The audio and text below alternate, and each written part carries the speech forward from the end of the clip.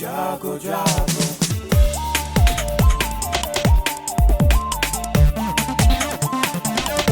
Radio जागो जागो radio जागो 90.4 FM। नमस्कार, यह है रेडियो जागो 90.4 FM। अब आप दीपक से आज की हलचल सुनिए।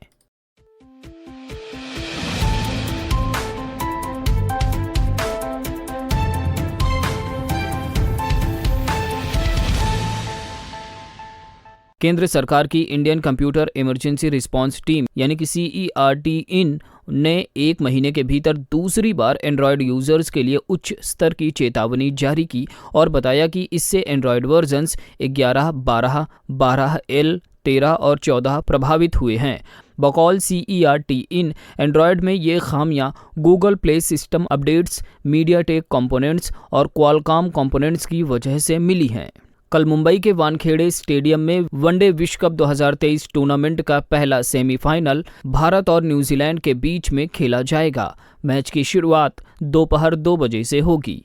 दीपावली के बाद दिल्ली और मुंबई लौटना आसान नहीं है। रेलवे में लंबी वेटिंग चल रही है। महंगे किराए के बावजूद फेस्टिवल स्पेशल ट्रेनें भी फुल हो गई हैं और करीब 38,000 यात्री तत्काल की 4500 सीटों के भरोसे हैं। बुधवार तक त्योहार मनाने के बाद लखनऊ से लोगों की वापसी शुरू होगी। पूर्व प्रधानमंत्री जवाहरलाल नेहरू की जयंती को आज हरदोई जनपद में विभिन्न संस्थाओं द्वारा बाल दिवस के रूप में मनाया गया। रेडियो जागो 90.4 FM हरदोई की ओर से भी सभी बच्चों को बाल दिवस की शुभकामनाएं। सुनिए एक रिपोर्ट।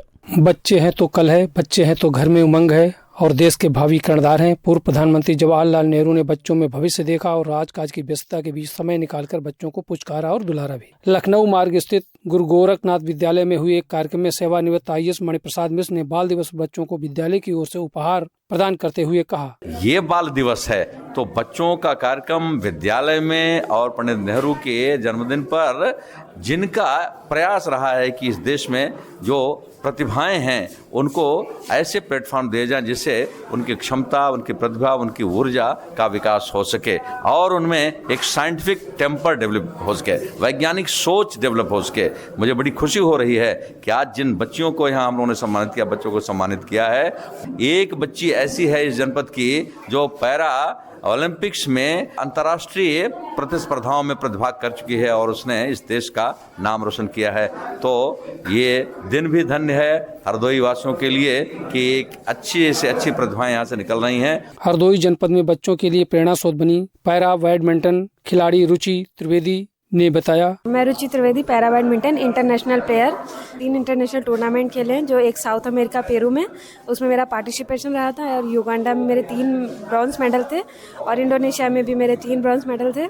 हरदोई रामदास चौराहा डॉक्टर भूरा की रहने वाली हूँ और अभी तक के मेरे ये सारे टूर्नामेंट बहुत ही अच्छी मेहनत और काफ़ी प्रयास से मैंने ये टूर्नामेंट मेडल्स जीते हैं और आगे भी इसी तरीके से लगे रहेंगे। मैं दिव्यांग हूँ जो कि मेरे एक पैर में पोलियो है और मुझे चलने में थोड़ी प्रॉब्लम। ये जब चलने में ऐसी दिक्कत थी तो आपने ऐसे बैडमिंटन को कैसे चुना, कैसे खेल क्षेत्र में गई, बचपन से कैसे इधर पड़ी? इसमें हमारे पैरा बैडमिंटन में एक पलक कोहली है और एक पारू परमार मैम है, एक मंदिर दीदी हैं और हमारे ही उत्तर प्रदेश के अबू भैया है, अबू वेदा सर हैं। तो इन सबको देख के मुझे ऐसी प्रेरणा मिली कि मुझे भी कुछ करना चाहिए और ये बहुत ही हमारे देश प्रदेश और मेरे ज़िंदगी के लिए बहुत ही एक अच्छा चीज़ है कि नॉर्मल वर्क तो सब करते हैं लेकिन हम कुछ ऐसा करें कि जो देश के लिए हो और कुछ हटके हो। आज बाल दिवस है, बच्चों को, नई पीढ़ी को क्या संदेश देंगे? कि एक अपना एम सेट करें, आप बचपन से ही ऐसे सोच के चलिए कि मुझे कुछ अच्छा करना है और बहुत ही अच्छा करना है। आप ऐसे सोचकर आगे बढ़ते चलिए और भगवान आपका साथ जरूर देगा। बाल विद्यावन हरदोई में आज बच्चों के लिए बाल मेला का शुभारंभ करते हुए मेला के संयोजक और विद्यालय के प्रबंधक कीर्ति सिंह बोली, चिल्ड्रंस डे के रूप में एक गाला फेट के रूप में बच्चों के लिए एक कार्यक्रम किया गया। उसमें मेन हम लोगों का मोटो था कि बिना किसी फायदे के बच्चों को जितना भी अच्छा से अच्छा हम लोग एंटरटेनमेंट दे पाएं। अभी जो है बच्चे बहुत ही इंजॉय करा सबने, उनके लिए खिलौने की व्यवस्था करी गई और काफ़ी भीड़ रही। काफ़ी 4 बजे तक कार्यक्रम, सुबह 9 बजे से 4 बजे तक चला।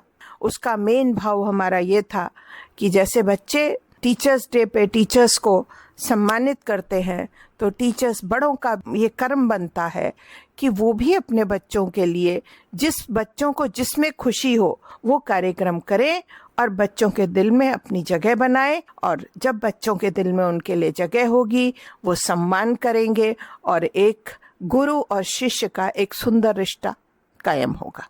इस तरह सभी ने बच्चों को बेहतर माहौल देने की बात की। उनकी रुचि के अनुसार उन्हें उचित अवसर देने पर बल दिया। बच्चों पर नजर रखें जरूर, पर इन बातों के प्रति सभी सजग रहें। बच्चों के अंदर जो प्रतिभा है, जो कला है, जो उनके अंदर हुनर है, शिक्षा के साथ साथ उसको भी निखारने में सहयोग करें। ये विचार आज बाल दिवस पर उभरकर विभिन्न कार्यक्रमों में सामने आए। रेडियो जागो 90.4 FM हरदोई के लिए महेश मिश्र। मुख्य चिकित्सा अधिकारी डॉक्टर रोहताश कुमार ने कहा कि कल 15 से 21 नवंबर तक नवजात शिशु देखभाल सप्ताह मनाया जाएगा। इस बार की नवजात शिशु देखभाल सप्ताह की थीम है नवजात जीवन की देखभाल, सामुदायिक एवं स्वास्थ्य इकाई की सहभागिता से है। मुख्य चिकित्सा अधिकारी ने कहा कि नवजात शिशु देखभाल सप्ताह मनाने का उद्देश्य उच्च जोखिम वाली गर्भवती की पहचान एवं देखभाल करना, कम वजन के नवजात की ट्रैकिंग करना, प्रसव पूर्व जन्मे नवजात की देखभाल करना, नवजात की आवश्यक देखभाल करने के संबंध में जन समुदाय को जागरूक कर नवजात शिशु मृत्यु दर में कमी लाना, जन्म के तुरंत बाद शीघ्र स्तनपान एवं 6 माह तक केवल स्तनपान कराना एवं 6 माह के बाद ऊपरी आहार के द्वारा बच्चों को कुपोषित होने से बचाना तथा नवजात का समय से टीकाकरण आदि कराना आदि जागरूकता कार्यक्रम शामिल हैं।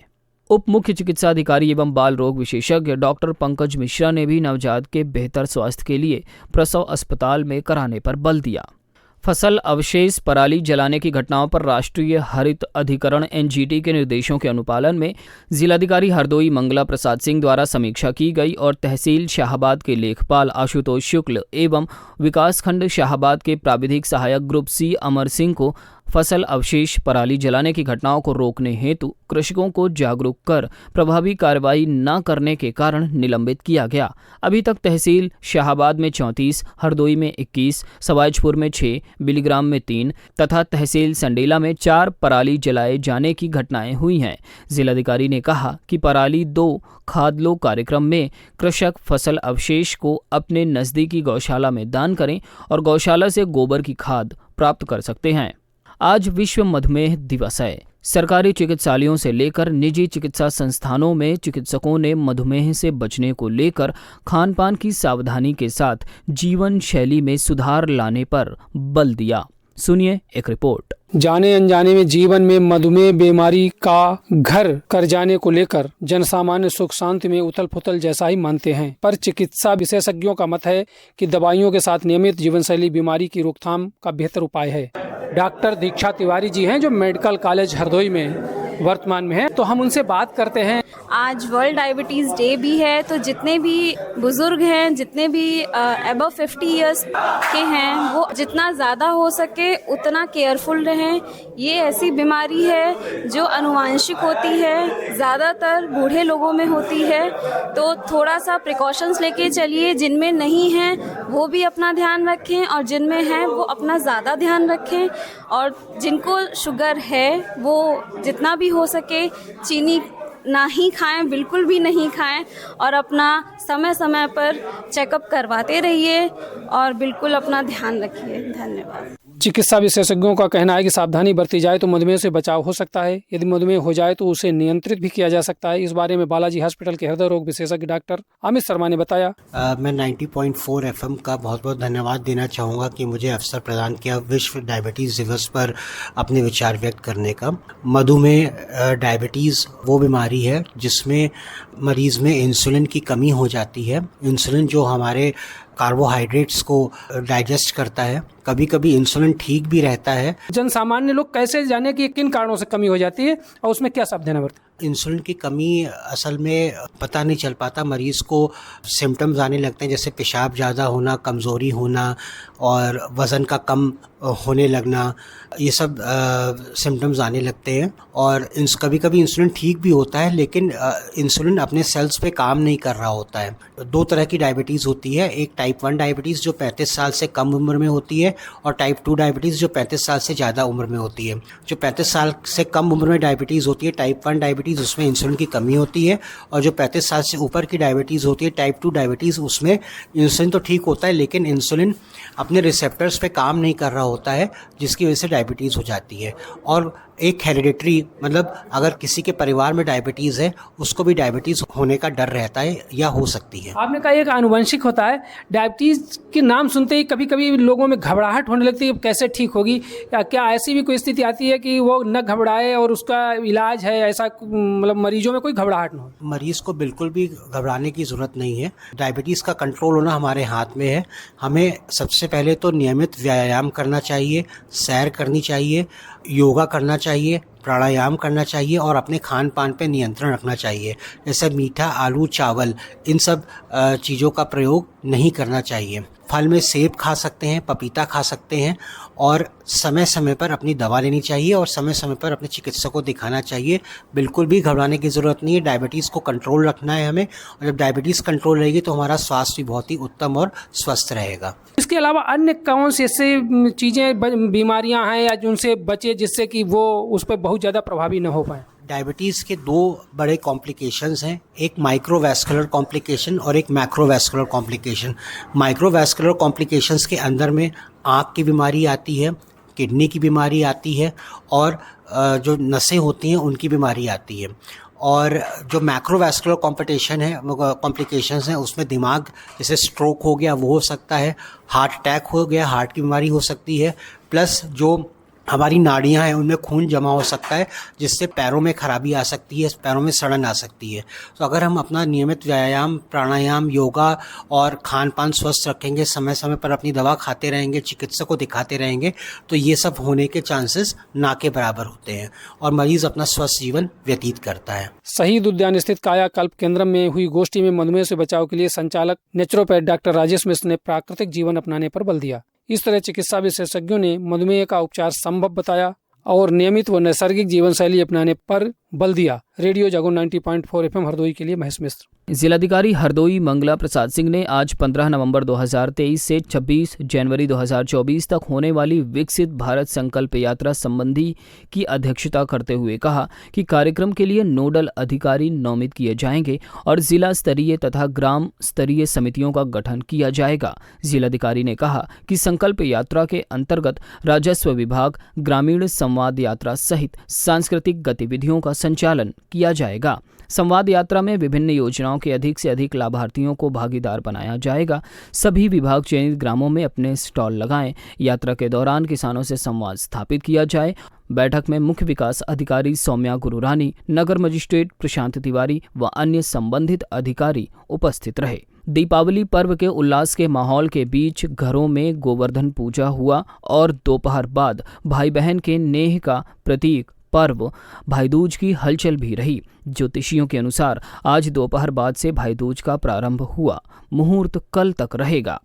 वरदान चैरिटेबल ट्रस्ट के तत्वाधान में आज संस्थापक प्रबंध न्यासी एवं हरदोई के जिलाधिकारी रहे स्वर्गीय अमीय कृष्ण चतुर्वेदी की जयंती जनपद की प्रतिभाओं को पुरस्कृत करने के साथ मनाई गई। सेवानिवृत्त IAS मणि प्रसाद मिश्र ने प्रतिभाओं को सम्मानित करते हुए कहा, स्वर्गीय श्री अमीय कृष्ण चतुर्वेदी जी जो इस जनपद के 2001 से 3 के मध्य जिलाधिकारी रहे थे, उनके द्वारा एक ऐसा अभूतपूर्व कार्य किया गया है, बल्कि ये कहना चाहिए कि उसको इस जनपद के लिए एक भेंट दी गई है, जिसके लिए वो एक लंबे समय तक याद किए जाते रहेंगे। और उनका ये योगदान उन्हें IAS ऑफिसर्स की पंक्ति में एक दिव्यतम और अन्यतम स्थान प्रदान करता है। उनके द्वारा किया गया वह कार्य है वरदान चैरिटेबल ट्रस्ट की स्थापना, जिसकी स्थापना के मूल में मूलतः किसी समय उनके सामने उपस्थित एक ऐसा परिवार जो अपने बेटी की शादी के लिए संसाधन जुटाने के लिए परेशान हो रहा था, उसी से प्रेरित होकर के उन्होंने ये ट्रस्ट स्थापित किया। और इस ट्रस्ट के सेवा के अन्य कार्यों में सबसे प्रमुख कार्य रहा है इस जनपद के संसाधन विहीन परिवारों के बच्चों का विवाह कराना। तो चतुर्वेदी साहब का व्यक्तित्व एक ऐसे व्यक्ति के रूप में रहा है जिनकी अपनी सहृदयता, जिनकी अपनी संवेदनशीलता, जिनकी अपनी कर्तव्य निष्ठा और जिनका अपना समाज के प्रति समर्पण अन्यतम रहा है। ऐसे उदाहरण बहुत कम देखने को मिलते हैं। तो ये थी आज की हलचल। आप सुनते रहिए रेडियो जागो 90.4 FM। धन्यवाद।